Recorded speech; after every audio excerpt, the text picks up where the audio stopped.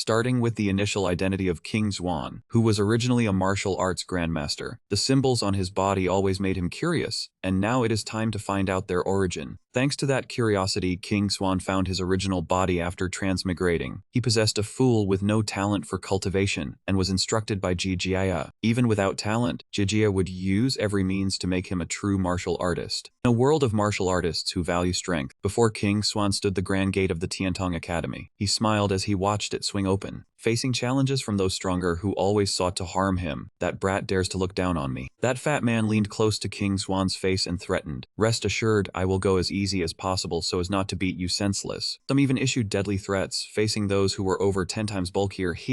Go ahead and feel what it is like to be obliterated. But they could not beat me to death. Instead, they made me stronger, spiritual power surging within King Xuan's body as it radiated out. He created a massive dragon that pierced through the enemy before him. "I swear I will stand at the pinnacle of martial artists." King Xuan waved his hand, dispelling the smoke. A glint of hatred shone in his heart. "Those who oppressed and hindered me in past years must all kneel and scream in agony, their martial souls shattered." He stated firmly, "A single drop of demon blood swallows the mountains and rivers. One fist startles the ancients and destroys the reincarnation of sun and moon. One set of divine arts buries the heavens and supremely wise." King Xuan inherited the heavenly fate of invincible cultivation methods, paving the path of an immortal powerhouse. "I always convince people with virtue. Those not convinced all die." Inside the dark cave, a steady countdown echoed out. King Xuan is now 30 years old, he said with a serious face. "There are a total of 81 pillars, exactly the cosmic number 81. He stood on a towering stone pillar, surrounded by crisscrossing chains. He did not come to the wrong place. "This place holds the secret of my birth. It is the Kunlun Underground Palace." His robe gradually dissolved, revealing a special mark that extended over half of his shoulder. King Xuan touched it and asked himself, "Can you sense it?" King Xuan then leaped down into the deep abyss. "This mark appeared when I was 6 years old, has been with me for 24 years, through countless battlefields. It helped me become a great martial arts grandmaster." His sharp eyes gazed ahead. King Xuan landed on a chain and descended even deeper. "But I still feel that I am not complete." His brow furrowed. Not only was there no memory of his origins, but he also felt. He kept rushing forward subconsciously to follow the guidance. Inside the Kunlun Underground Palace, it felt like another version of me exists. King Xuan swept past, blue light illuminating the patterns carved on the pillar. "Today, let me see." He set foot on the damp surface, water splashing everywhere amidst the eerie silence of the Kunlun Underground Palace. King Xuan stood on a yin-yang platform, wondering if it might hold secrets related to my body. A strange wind swept around the central circle of the floor, a high-pitched sound echoing through the vast underground palace. He looked up, his brow furrowed in surprise. Truly a bizarre sight. For him, a massive statue was holding a dazzling light in its hands, surrounded by cold air blowing against the stone shoes. King Xuan leaped up, leaving behind ethereal wisps of smoke in his footsteps. He stepped onto the statue's massive finger, the air around him gradually becoming hazy. King Xuan immediately saw clearly what that light was. "This is..." A vortex like a cosmic black hole appeared between the statue's hands. King Xuan exclaimed in shock, "The starry universe disc." He knelt down, cautiously touching the strange gate. The artifact connecting to another world turns out to be here. Suddenly, a wind rose from within the magic array, startling King Xuan. His finger only lightly touched the surface of the pool for probing, a wave of light spreading out like water ripples. At that moment, the symbol on his shoulder unexpectedly detached and flew up. King Xuan exclaimed in surprise. They were slowly turning into thin, delicate lines. No, the mark is losing control. At the same time, the Star Universe disc also emitted dazzling lights, a blue radiance spreading across the entire magic array. It was so bright that even distant locations could see a pillar of light shining out. Rocks and earth from below the ground were swept up by the strong wind and the strange power from the starry universe disc. King Xuan stared in awe at the bizarre phenomenon occurring. He exclaimed, "What is happening?" From the center of the vortex, he himself was also being swayed by the suction, slowly obscuring the surroundings. King Xuan only had time to let out an "ah" before being pulled in by that strange power. The starry universe disc created a strange pillar of light shooting straight into the sky, with violent tremors occurring all around. Then a blue light flashed across the starry sky, even flying out towards a distant galaxy. It was like a shooting star, carrying King Xuan towards a very far place in the multiverse. Shuani Continent, Baishui City. On a deserted street, a group of people got into a big scuffle, hit him, beat him to death. A powerful fist was thrown, and immediately that person's entire body was sent flying into the corner of a wall. His whole body covered in wounds, he lay motionless on the ground. "Wouldn't it have been fine just to hand over the money? You wasted our time." The three standing there sneered. "Luckily this fool had money, or else we would have driven him away. What do you all say? How does he have so much money?" Two of them walked closer to where he was lying. Nah, he is just a cleaner. The money is probably from unclear sources. No one would care if we took it. Suddenly at this moment his eyes snapped wide open. King Xuan looked ahead and then asked himself, where am I? He sat up, looking down at his battered body. Why is my body only around 15 years old like this? King Xuan immediately pulled his sleeve up. The mark was still there. He tightly clasped his head with both hands and then thought, so that is it. Streams of memory began to run through this body because of the broken soul. He painfully held his head, recalling that moment. That is why, at 15, he was still foolish and constantly bull-eyed by others. King Xuan closed his eyes to think, which is why. As if realizing something, he hurriedly opened his eyes wide. He suddenly stood up, startling that man. This is my true body. The other two looked at King Xuan with confused expressions. Look, that idiot is standing up again. The man standing next to him earlier raised his leg and laughed loudly. Then let me give him another kick. His foot almost touched King Xuan's hair. Immediately moved to another spot, catching him completely off guard. King Xuan is now 15 years old. He put his left hand on his right wrist. Good. The 30 years of martial cultivation are still there. That man, having missed his attack, angrily pointed at him. You idiot, I hit you and you dare dodge. He looked at them and thought to himself, I remember them now. The one angry about missing was Zhu Hao. The one with blue hair who had been silent was Zhao Shang. The last one was Hu Ding. All three charged at King Xuan. You have always bullied me, stolen my money. He raised his head and thought about that money. That money was important to me. Thinking about it, where did I even get so much money? Zhu Hao saw King Xuan silent and yelled, damn it, this young master is talking to you. He angrily kicked hard towards his head. King Xuan just placed 2 fingers on his leg, and that spot immediately flashed with a blinding light. Zhu Hao saw this and his expression instantly changed. He was flung backwards by him. His whole body fell into a pile of things, scattering them everywhere. Smoke rose from King Xuan's 2 fingers. Good. He then blew a breath, dispersing the smoke. This body's memories are quite hazy. Forget it. I'll talk about it when I get home. King Xuan looked to the left. Alright, if I remember correctly, I have to participate in the ranking assessment today. The 2 others ran over worriedly to support him. Brother Chu, are you okay? His eyes met a tall and beautiful gate, the Celestial Sect Academy. Before the large gate, white clouds drifted across the blue sky. Leaves swirled in the wind everywhere. Below the gate, an old teacher firmly held King Xuan's hand and led him inside. He held his hand, bent down, and lifted his face, instructing, listen well, the rule of this world is the strong are honored, the weak are like ants. The old teacher's face was somewhat sad. Although you are foolish, I absolutely will not let anyone do as they please to you. The old teacher squatted down and said his final words, you are a descendant of the Yang family. Even if I, your grandfather, exhaust all my strength, I must teach you to become a true martial artist. Back then I only heard vaguely. At that time I did not understand what grandfather was saying. He thought, but I know grandfather was doing it for my own good, for my grandfather. Even though he endured many hardships, he never gave up. Everything froze at the corner of his eye, finalizing a few last words therefore. Back to the present, the tall and proud back of a youth appeared. I must become a true martial artist. King Xuan placed his hand on his chest and asked himself. Right, he stood in the training ground encouraging himself. This world is my ideal. His posture was proud. Although I am an idiot, I have been able to persist until now for my ideal. But was the direction I have been striving for correct? Suddenly the 2 who had just been knocked back by King Xuan stood up, looking at him angrily. You idiot, you dare to resist. Let's attack together. And Zhou Shang raised his hand to attack him. Taste my family's secret technique, the desolate killing fist. The 2 of them successively charged up to attack King Xuan, but he remained calm inside. He looked up and glanced at the 2 of them. Let me inherit this ideal. King Xuan raised his hand. Light surrounded him as he gathered all his strength into his hands. A dragon appeared behind him. The ultimate technique, repentant dragon. Because of the sudden attack, the 2 of them had no time to react and cried out, not good. Both of them were sent flying far away by King Xuan's attack. The wind blew them, spinning as they pulled along stones and logs, everything around them getting caught up. His hand lowered gently while the other 2 were utterly terrified. Oh my god, how is this idiot so powerful? They trembled. Don't come here. His eyes coldly stared at them, thinking, they blocked my dragon subduing palm technique. They are clearly just ordinary students of the Celestial Sect Academy. How do they have this strength? King Xuan recalled structures that looked like a triangular tower, surrounded by atoms linked together. He thought according to this body's memories. This profound night continent is different from my old world, divided into realms like martial key. Spiritual martial, true martial, and origin martial. On the tower were the divisions, the lowest being initial, then middle, high, and great perfection, spiritual martial. Each realm has 4 stages. One must reach great perfection to ascend to the next realm. His face was still deep in thought. There is no type of individual body training. Training to a higher realm, my low-tier martial power was only considered a low-class martial apprentice. He raised his hand in a training posture. Martial souls condensed into green spheres floating around him. He murmured, only by refining the keyflower seal, condensing the martial soul into the spiritual martial realm, does one become a true martial artist. He looked at Su Hao with disdain, thinking, winning today seems to be because of my rich combat experience, but to win I must follow the rules of this world. Then he channeled force into his foot and kicked him right in the face, sending him flying to where the other two were. King Swan spoke up, "Are you three having fun? Don't be scared, we have known each other for 3 years." And he bent down to ask, "Am I going to eat you or something?" The three of them with extremely worried expressions. One asked, "Then what do you want?" King Swan bent down low, the corner of his mouth slightly raised. "Let's calculate a bit. Over the past 3 years, you three have relied on me and borrowed a total of 1,080 silver taels. Based on a monthly interest rate of 10%, up until today, you owe me 9,871 silver taels."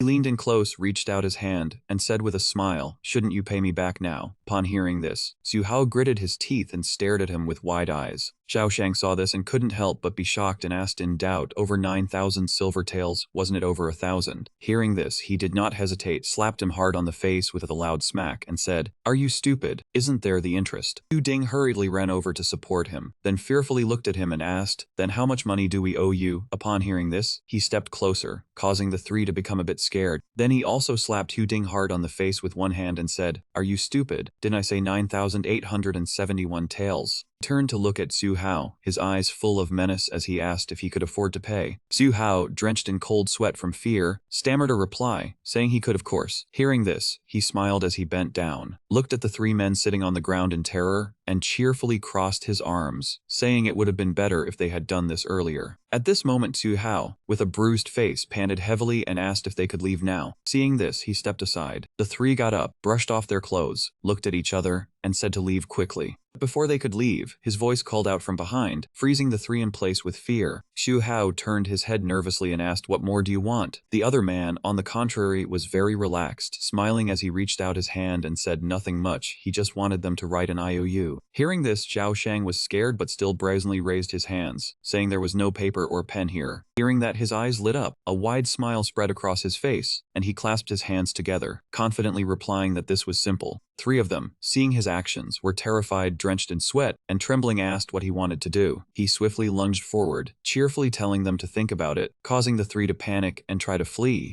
Before they could run, his hands were faster, grabbing each one by the collar and dragging them back. Right after, it was predictable that he beat all three of them half to death, leaving only their screams behind. After the scuffle, the three were left without a shred of clothing, tremblingly hugging their bodies, cursing him as a beast while he tore their clothes and wrote characters with their blood. He was now satisfied, holding the piece of cloth with the debt written in blood, smiling as he said he would accept these 3 debts. Then he waved the piece of cloth, reminding them to repay the debt by tomorrow, before strolling away leisurely. Before him lay the Heavenly Sect Academy. He looked at it and curled his lips slightly, thinking, a true martial artist? He continued striding proudly toward the academy, as if there were plans waiting to be executed. Outside the academy, a cool wind blew the leaves fluttering, creating a peaceful and majestic aura for the place. 2 certain guys saw him and were terrified, sweat pouring down their faces, shouting loudly, "Hurry and look at that idiot over there." Everyone hearing the shout turned their heads in unison to look at him. One guy suddenly yelled, "No way, is he still not giving up on the assessment?" People were buzzing with discussion. Some even taunted that he wanted to be the 6th person expelled. Hearing this, he couldn't help but furrow his brow. A teacher stepped out and walked toward him, saying, "You truly haven't given up." Seeing the elder, he respectfully bowed. The elder quickly told him not to mind others, just do his best. While the elder was advising him, another clueless guy chimed in, mocking the teacher as too good, not even giving up on a student like this.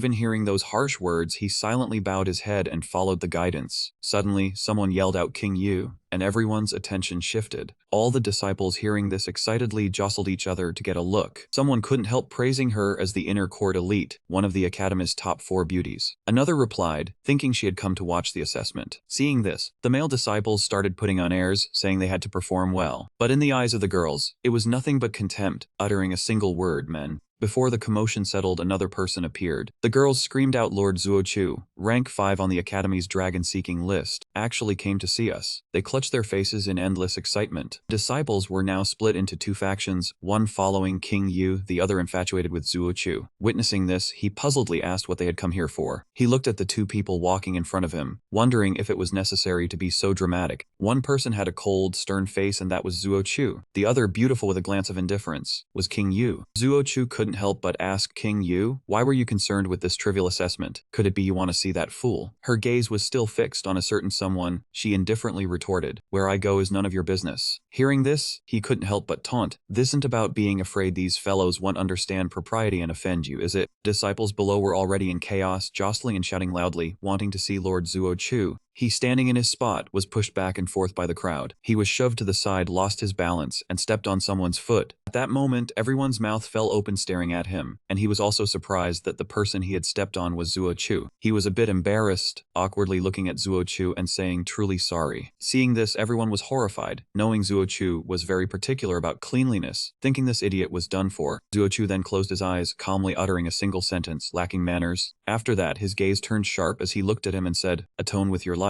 He was about to cast a spell to attack, when suddenly an arm reached out to stop him. The teacher grabbed his arm to stop him, saying it was just a stain. Was there a need to resort to violence? Seeing this, he was unhappy, shook off the elder's hand and snorted. The elder then turned and said to him, King Xuan, go take the assessment first. Hearing this, he respectfully acknowledged with a yes. At the arena now, countless disciples were standing, waiting for their turn in the assessment. Right then, Qin Zhen, the teacher of Class 3, loudly announced the start of the assessment. He raised his hands to both sides and yelled loudly there were 2 methods of assessment. While he was speaking, he had already stepped into the arena. He pointed at a stone pillar and said loudly, the first method is to strike the thunder-bearing pillar with full force. If it resonates 7 times, it proves strong physical power and qualifies for a pass. Next, he pointed at a stone with green veins and said, the second method is sensing through the martial soul stone, which can test the potential of your martial soul. After listening, he stared seriously at those things as if pondering something. A voice sounded, drawing his attention, asking if Class 3 still hadn't finished their test. At the arena, 3 people were leisurely walking forward. The leader said that if one had martial soul potential, it would have been done very quickly. Qin Zhen pointed at them and asked, Yu Liang, why did you bring Class 4 students here? Yu Liang, the teacher of Class 4, upon hearing this, still stood leisurely with his hands behind his back and replied that his class had finished their assessment, so he wanted to come see how your class was doing. His words were full of sarcasm. He then looked back at the teacher, a smirk on his face, saying he wanted to see how rotten the students teacher Qin Zhen taught were. The disciples discussed indignantly, saying he arrived just as King Xuan was about to take the assessment, clearly coming to mock their class. Another chimed in that that idiot was a real hindrance to their class. Qin Zhen turned to him and said there was no need to mind them, to continue the examination. His gaze was now fixed on Qin Zhen as if wanting to say something. Seeing this, Qin Zhen said he knew his grandfather had found the bone-washing spirit medicine for him, but was not sure if he would achieve 7 chimes of the thunder drum, so he should try his best. Hearing this, he fell silent in thought. The memories of this body showed that warriors were divided into power-type body refiners and martial soul energy refiners. He stepped forward and lightly touched the large drum, thinking that if he wanted to keep developing, he would have to practice energy refinement. He closed his eyes as if immersed in his own thoughts. Then he took steps forward to begin the examination. Suddenly he lowered his head and walked away from the drum. Those below were surprised, and someone sneered mockingly, asking if he no longer dared to try. On the contrary, he moved towards the blue stone placed on one side. Zuo-Chu was astonished and frowned, calling him a fool. King Yu, standing beside him, was also slightly taken aback. Seeing him go to that place, Qin Zhen was surprised and worried, calling him by the name King Xuan. As if understanding Qin Zhen, he turned around with a determined expression and Saster, I wish to try. Seeing him like this, the master smiled happily and said, as you wish then. But the crowd below kept sneering, saying that fool must not know that if he had martial soul potential before 15, he could never obtain one in his entire life. The disciples below looked down on him, saying he was foolish and naive in his thinking, but he remained silent, not saying a word. He fixed his gaze forward and whispered, Grandfather, I am sorry. You know I have no martial soul potential. He reached out his hand forward, still whispering an apology to him, which was why he had hoped for him to become a power-type warrior. He placed his hand on the center of the blue stone, his eyes full of anticipation, ending his train of thought about securing a foothold in the future. As soon as he placed his hand down, the stone immediately reacted with a blue light spreading gradually along its existing veins. He looked down determinedly, thinking incessantly, but I will absolutely not stop there. At that moment, the entire stone blazed with light, enveloping his whole body. The energy was so abundant that it shone brightly. The blinding light shone through the academy gate, and suddenly a shout rang out. 2 commoners below, receiving the harsh sunlight, raised their hands to shield their eyes. One spoke up asking if the martial soul light truly meant he had potential. Kinzen also had to squint and raise his hand to shield his face from the light, analyzing that 3 light beams corresponded to 1 rank, divided into low, middle, and high. He continued, saying he had heard that someone once emitted 10 light beams, which was a peak quality. An image emerged of King Swan's back as he stood on the large stone. Kinzen continued, wondering what King Swan's quality was. Suddenly, King Swan's eyes flew wide open, showing utmost surprise. His face was covered in sweat. His eyes darted around as he wondered to himself, a mark? His hand was covered in red-pink veins. Suddenly, they slid down his hand then shot out wildly in all directions. That only appeared on one hand. He stared wide-eyed at what had just happened, wondering what this was. The red threads seeped into the stone's surface, then merged to form a strange, glowing shape. King Swan's eyes opened wide, berating himself for losing control of this power again. Suddenly, a large beam of light shot out from the center of the stone, accompanied by smaller rays around it, causing it to explode with a crackling sound into flying fragments. That beam shot straight into the sky, creating a loud noise, and at the same time, the smaller surrounding rays also flew up. It shot up as if tearing the sky apart. The image of a giant dragon's head appeared in the gloomy, lightning-filled sky. Blue-white lightning bolts struck down onto the land packed with houses. That terrifying thing made everyone scream in panic, asking what is this and urging to run, before everyone quickly fled. The screams merged with the thunderous roars, yet 3 people remained calmly standing on the upper floor. Mingyai watched the lightning bolts in the sky, quietly admiring the overwhelming power of this martial soul phenomenon. Suddenly, his face turned serious as he realized this was in the direction of the academy. After that thought, Mingyi turned to the rear and ordered 2 soldiers to quickly go protect the emperor, ensuring no one was injured. Everyone knelt down simultaneously, their hands supporting them on the ground, their faces showing unimaginable fear as they cried out, "It is too uncomfortable. My martial soul feels like it is being crushed." Zuochu grimaced in pain, his body kneeling down. Above him, King Yu watched on, the area around the 2 of them surrounded by a vast white mist. Suddenly, she paused and wondered what was happening. Kinzen, standing behind King Swan, stared at him intently and then called out. His face was haggard and drenched in sweat, tiredly thinking King Swan's body could not possibly possess such powerful force. King Swan's face was pitch black, white smoke emanating from around him. She felt a hint of fear, thinking this phenomenon was certainly caused by King Swan. Just what was this boy's background? As King Yu thought this, she decided to use her clear vision to see more clearly. She quickly executed it, bringing 2 fingers before her eyes, her gaze shining brightly. A Bagua diagram appeared, emitting a dazzling blue light. Then it gradually faded, and in the center of the diagram appeared King Swan's face. His whole body also appeared, emitting a strange light from around him. He spoke in an angry voice, demanding, "Who is it?" Adding another question, he declared, "How dare you probe this one's martial soul?" The surrounding light intensified a few degrees more. Her eyes opened even wider as she thought, "This is..." A bit of blood flowed from the corners of her eyes. King Yu closed her eyes tightly and cried out in pain. The white figure of King Xuan glowed within the spell formation. She whispered to herself that it was the martial will of an extremely powerful martial soul. He used another move. One thought shakes mountains and rivers, causing her to stagger and fall to one side. King Yu, still with closed eyes, thought, among the 10 extremely powerful martial souls, only one can possess both types. His figure appeared clearly before her. The 2 types of extremely powerful martial souls she referred to were unrivaled dominance and invincible under heaven. Zuochu stood up trembling, panting and calling out. Yu Liang beside him also uttered a tired sound. The remaining person was still unable to stand, kneeling prostrate. His face was drenched in sweat as he cursed in frustration. What is this? That demonic force absolutely could not have come from King Xuan. At that moment, Zuochu turned to look at King Yu and muttered in surprise. King Yu still could not open her eyes at that time. Though he was still trembling, he reassured her, "King Ai, do not be afraid. I am here. No one can harm you." She opened one eye to look at Zuochu. Kai Ngai glanced down at his knees and said to him, "You should worry about yourself first." It turned out she saw that Zuochu had not yet brushed off the dust from kneeling earlier. The 2 men behind Qin Zhen were still kneeling on the ground, trembling. One looked up and said, "Why does my martial soul feel like half of it has been crushed?" The other, his face still lowered, asked, "Teacher, what happened earlier?" Qin Zhen replied with a serious expression, "Earlier, it was the pressure from a martial soul caused by an extremely powerful martial soul manifesting, which led to all other martial souls being suppressed." Over here, 3 people were also engaged in lively discussion. One exclaimed, "How terrifying! Who has such a fearsome martial soul?" The woman standing beside him added, "Just the manifestation of a martial soul could suppress everyone else's." Suddenly, Yu Liang shouted, "No need to panic." Then he placed his hands on his hips, turned his head to the side, and said, "I heard that the headmaster is in seclusion, cultivating some powerful martial art. The incident earlier was probably caused by him." The vast scene of the academy appeared, everyone's figures were hazy, and the murmurs rose again. "It must be the headmaster. The headmaster is hailed as the tyrant of the martial path."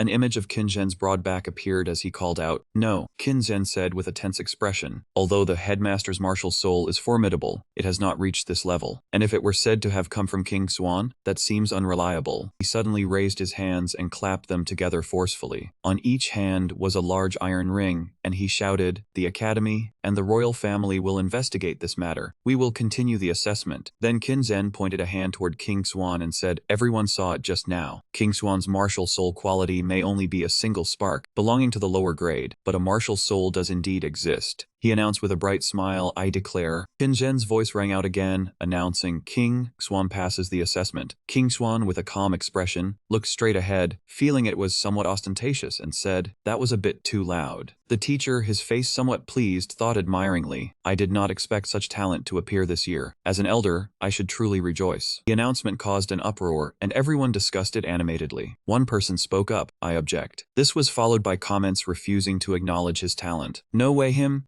too? Ridiculous." Suddenly a loud voice rang out, "Hold on." The speaker was Yu Liang. With one hand on his hip and the other raised to the sky, he called out, "Hold on, Teacher Qin." The attention of King Xuan and Qin Zhen shifted to him. Then he pointed a finger at him and said, "The martial soul stone broke earlier due to the pressure from the martial soul, so the assessment must be redone." Upon hearing this, those few men grinned and chimed in happily. "Yes, redo the assessment." Qin Zhen said disdainfully to teacher Yu Liang, "Since when do you need to meddle in the affairs of my class?" Yu Liang pointed a finger, his mouth twisted in a sneer as he replied, "Too bad. If you do not allow a reassessment, I will report to the academy that you cheated and showed favoritism to a student." Zuochu suddenly remembered something and spoke up, "Teacher Qin Zhen, I recall there is a rule in the assessment." At those words, the three people all turned toward him. Then he slowly said, "Those who are not qualified can freely challenge others. If the challenge succeeds, they are considered qualified." Qin Zhen was somewhat troubled by this, his face slightly creasing and a little sweat forming on his cheek. He wondered, what does Zuochu intend to do? He quickly moved to stand close beside Zuochu, his expression stern as he looked at him and said, "There is indeed such a rule. Although King Xuan's result was the lowest, he is already qualified. There is no need for him to challenge anyone." Zuochu calmly closed his eyes and replied, "I am not talking about him." And he raised his hand and snapped his fingers with a loud crack. Suddenly, a large man appeared from somewhere, running over and creating loud sounds. Then Zuochu said to the newcomer, "Zuo Feng, you will fail the assessment in a moment. Then challenge that dung fellow and teach him a lesson. When that time comes, I will give you many good things." Zuo Feng smiled comfortably and replied, "Yes, young master." He stood near a massive drum, twice the size of Zuo Feng's body. Behind him were those three people. Teacher Qin Zhen addressed him. "Zuo Feng is one of the top 10 in the 7th level key martial class. Could it be that he wants to—"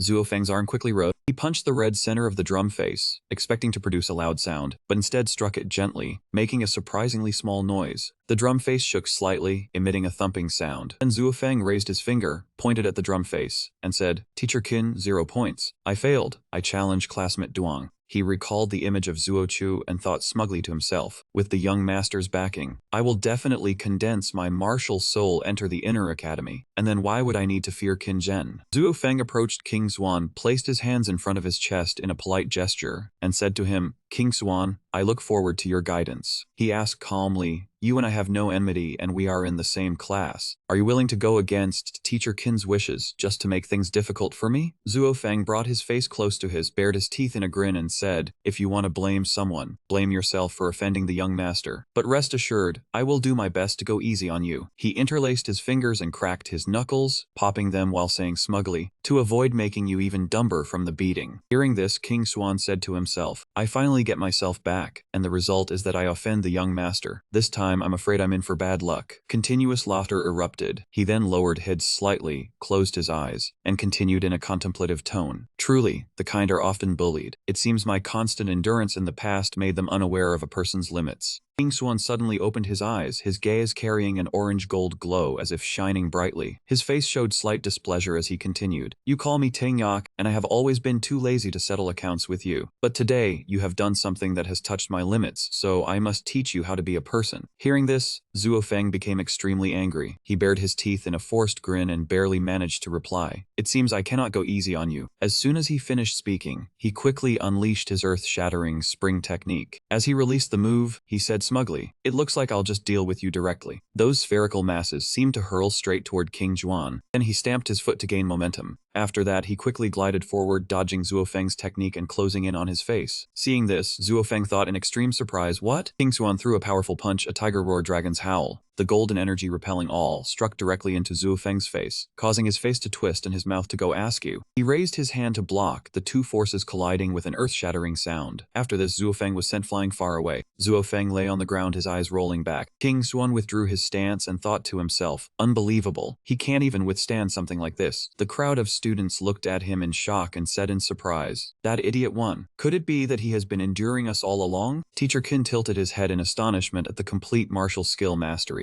Teacher Qin glanced at Teacher Yu Liang with a smug expression. "Teacher Yu Liang, this afternoon your students all saw clearly, didn't they?" King Xuan spread his hands in invitation. "If it is still not clear, you all can come and try a bit. I am always ready to receive you." Yu Liang ground his teeth. "I will spare you today out of respect for Qin Zhen." And a group of students from class 4 followed him away. Kang Yi thought to herself, a mere outer academy student possessing such strength. Just then a furious shout rang out, "Brat!" Zuochu charged forward despicably. The elder King Xuan had sneak attacked, enraged. "How dare you touch my men? Clearly you have no regard for me or the family." As that wave of magical power nearly touched his face, a whoosh sounded. He quickly retreated, intending to gather his energy to counterattack. Suddenly, a figure shot up like lightning. It turned out to be Master Qin Zhen, his hands wrapped in mighty azure dragons, blocking Zuochu's attack. Powerful strikes sent him reeling backward. Zuochu grit his teeth in anger. "Qin Zhen, how dare you lay a hand on me?" Qin Zhen retorted, "You represent the family, I represent the academy. Is the family seeking to start a war with the academy?" Zuochu had to shut his mouth, grinding his teeth in thought. Although the family held a high position in the Southern Kingdom, the Heavenly Sect Academy was the top school of the Northern 5 Kingdoms, and they were far beneath it. Zuochu pointed at King Xuan in fury. "I'll let you live one more year. Let's see who can protect you next year." King Xuan calmly replied, "Since you said that, in 1 year we will duel regardless of life or death, with no outsiders interfering. How about it?" Zuochu said arrogantly, "Since you want to die, I'll grant you that wish." The two stared at each other with killing intent and said in unison, "Then it's settled." At that moment, the sound of a girl's footsteps came along with a voice calling, "King Xuan?" King Yu flew before him, her voice soft, "I will definitely remember this name." Then she whispered in his ear, "I'll be waiting for you in the inner academy." Seeing this, Zuochu became green with envy and muttered, "Does King Yu really think this kid can enter the inner academy?" After speaking, King Yu flew away swiftly. King Xuan watched her go without turning back. Seeing this, Zuochu grew even more furious. He silently held a grudge against Qin Zhen. "Wait until I deal with that fool, then it will be your turn." He flew after King Yu, but did not forget to leave a threat. "If you dare enter the inner academy, I will kill you with my own hands." After they left, Master Qin Zhen placed a hand on King Xuan's shoulder and praised, "Well done, King Xuan." Qin Zhen continued, "It seems you have not only recovered your mind, but your cultivation has also improved greatly, reaching the great perfection of martial Kui." The master handed him a book. "This is my personal cultivation secret method. Improving your strength will ensure you fear no one's disturbance." King Xuan took the book, bowed respectfully, and said, "Thank you, master." Dusk fell, the sky dyed orange, the last rays of the day slowly fading. King Xuan happily ran home. "I finally passed the assessment." Soon he arrived at the Yang residence. Looking at the house before him, this was his home. Voices of people talking came from inside the house. King Xuan happily pushed the door open and called out, "Grandfather." The door creaked open, revealing figures inside. He said cheerfully, "I'm back." His grandfather was sitting at a small table, with 2 other people across from him. He called out, "Grandfather." He recognized the girl sitting there as Su Yingying, one of the Academy's 4 great beauties. "Why is she at my house?" As he stepped in, all 3 stood up simultaneously. Su Yingying rushed over furiously and scolded, "You hateful little pervert, you still dare to come back." King Xuan looked at her, thinking, "I must have accidentally done something excessive to her when I was still foolish." He leaned aside and said angrily, "Can't you be a little magnanimous? Stop always bringing up trivial matters, you flat-chested girl." Su Yingying went berserk and immediately lunged at him to hit him. "You disgusting pervert."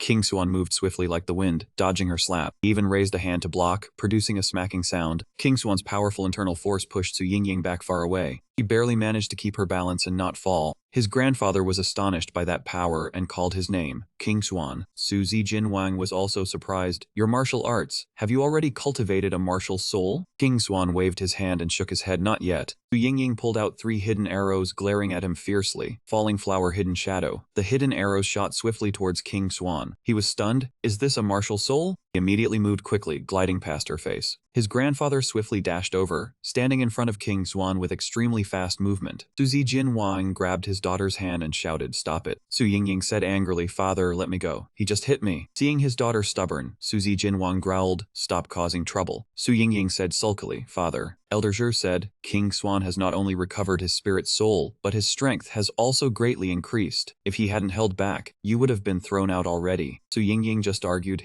if I hadn't been careless and hadn't had time to use my martial soul. Su Jinwang growled enough. Su Yingying lowered her head, angrily biting her lip. She turned around, stomped her foot, and kicked a cabinet. How can I not win? Su Jinwang offered his praise. Congratulations to King Swan on recovering his spirit soul, and also reaching the 10th layer of martial ki. He spoke respectfully, saying there was only one small step left to refine Kai into seals and condense a martial soul. King Swan was stunned, asking how he knew his soul was incomplete, while his grandfather beside him smiled cheerfully, attributing it to the blessing of Prince Jin. King Swan looked at Prince Jin and silently sighed in admiration, realizing that he was Su Zi. He glanced at Su Ying, realizing that she was a commandery princess. Su Zi said politely to his grandfather that he was too kind. This was merely fulfilling a promise made back then. Grandfather clasped his hands and said he had not expected this joy to come so suddenly. Su Zi said that since King Swan had recovered, what about the matter they had just discussed? Su Ying immediately interrupted, saying no, she absolutely would not marry him. King Swan asked in astonishment, marriage? Had Prince Jin come to propose this matter? All three of them looked at him. Prince Jin explained that back then he owed the old master a great favor and promised to fulfill 3 requests. The first was to bring spiritual herbs for him to bathe in every year. The second was to get him into the Heavenly Sect Academy. The third request was to promise Yinger in marriage to him. Su Ying gave a haughty glance. Only then did King Swan understand why he had been admitted to the Heavenly Sect and had the herbal bath water. It was all thanks to Prince Jin. His grandfather said that today was the day to fulfill the third promise. King Swan thought in astonishment, just how great a favor did Prince Jin owe that he would agree to such stringent conditions, but judging from his grandfather's bearing, he was definitely no ordinary man. Prince Jin said that he understood the old master's initial worries, that he only wanted to use the marriage to protect King Swan. He clasped his hands, but now that he had recovered and could cultivate this marriage, his grandfather lowered his head, saying this matter must depend on King Swan's opinion. Everyone's gaze fell on him. Su Ying fumed inwardly, thinking a commandery princess like her had to wait for a fool to agree before she could call off the engagement. King Swan was bewildered. A hand suddenly landed on his shoulder. Prince Jin said, King Swan, you are grown now, you must have your own thoughts. A man in this world must rely on his own strength to gain status and respect. King Swan immediately understood his meaning. Prince Jin was saying that even if he married Su Ying, he would have no standing, and that marriage required mutual consent. Then he decisively clasped his hands and said, Prince Jin is very right. This engagement should be annulled. Prince Jin was stunned. Really? He happily hugged his shoulder, saying good, good. Having received a great favor back then, fulfilling these 3 requests now could be considered perfect. His grandfather then hurriedly said, hold on. He lowered his head, saying the engagement was annulled. Prince Jin thought the old man was going to go back on his word. His grandfather clasped his hands and said he hoped Prince Jin could provide a soul-condensing pill as a replacement. Prince Jin laughed happily. This is easy. I see King Swan has reached the 10th layer of martial ki for a long time now. With the soul-condensing pill's help, he can condense and refine his martial soul and enter the spirit martial realm. He bid farewell, saying he would take his leave and the soul-condensing pill would be delivered shortly. The two of them, father and daughter, left as night gradually fell. King Swan called out in a low voice, grandfather. His grandfather replied while closing the door, I know you have many questions, you will understand slowly. He added, I thought I was getting a bit full of myself, but he will regret it. King Swan thought in a daze, could it be that our Yang family is actually a prestigious clan? Now that only the two of them were left, his grandfather mused aloud, that girl is pretty, but how could she be worthy of you? Your true fiancé is 1,000 times better than her. King Swan thought blankly, there was another betrothed. His grandfather had a snobbish look mixed with a hint of slyness and smiled. King Swan's face grew even more awkward and dazed as he remained silent, not knowing what to say. His grandfather leaned against the wall with one hand, his back to King Swan, but still spoke gently, this small matter need not be mentioned. The important thing is to increase your strength. You fought well just now. King Swan wondered inwardly, was such a major marriage a small matter? King Swan stepped closer to him but stopped and asked, Grandfather, should you not tell me some things, like our family's background? He still did not turn around and only answered softly, King Swan, back then your parents were both very strong, but unfortunately they were framed by evil doors. Suddenly he turned back and continued, and it also caused your soul to be split apart, but now it has recovered. His grandfather looked at King Swan's face as if relieved of a burden, saying softly the worry was lifted. He closed his eyes to rest for a moment, and then said, I will tell you the specific situation after you have cultivated your martial soul. Hearing this, King Swan immediately asked, so what is a martial soul? His grandfather recalled the image of Su Ying and said, that arrow you saw just now, and then patiently explained. A martial soul is the condensation of one's Kai, essence spirit, soul, and will, a synthesis of martial path cultivation. After condensation, a mark called the martial soul imprint will appear on the body. After listening, King Swan seemed to realize something and called out to his grandfather, startling him into turning around. He took off his shirt, revealing a red mark on his right shoulder, and then asked if this was a martial soul imprint. Seeing the mark, his grandfather exclaimed in shock, "This martial soul imprint, it cannot be